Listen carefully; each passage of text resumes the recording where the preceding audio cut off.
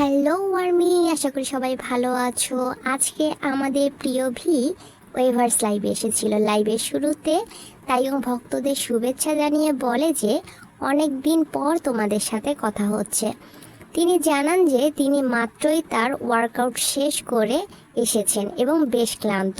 কথা বলতে বলতে তিনি তার পায়ের মোজা খুলে কিছুটা আরাম করার চেষ্টা করেন। কঠোর পরিশ্রম করে ব্যায়াম করার কারণে তিনি নিজের জন্য একটি ডেজার্ট রেখেছেন, তবে সেটি তিনি পরে খাবেন বলে জানান। তাইয়ং যখন লাইভ করছিলেন তখন কোরিয়ায় রাত 3টা বেজে গেছে।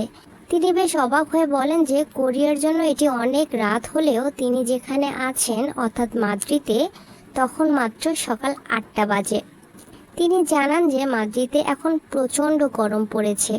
সেখানকার আবহাওয়ার তীব্রতা বোঝাতে তিনি মজা করে একে একটি বিপর্যয় বা ক্যাটাস্ট্রফি বলে উল্লেখ করেন।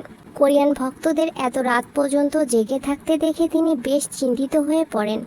তিনি সবাইকে বারবার বলেন, তোমরা দ্রুত ঘুমাতে যাও, আর দেরি করো না।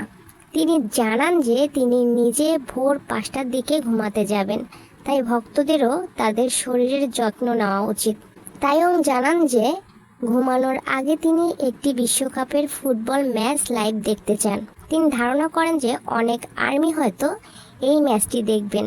ম্যাচটি নিয়ে কথা বলার সময় তিনি দক্ষিণ আফ্রিকার ভক্তদের উদ্দেশ্যে রসিকতা করে বলেন যে দক্ষিণ আফ্রিকার জন্য তার খারাপ লাগলেও তিনি চান তাদের কোরিয়ার দল যেন এই ম্যাচটিতে জয়লাভ করে।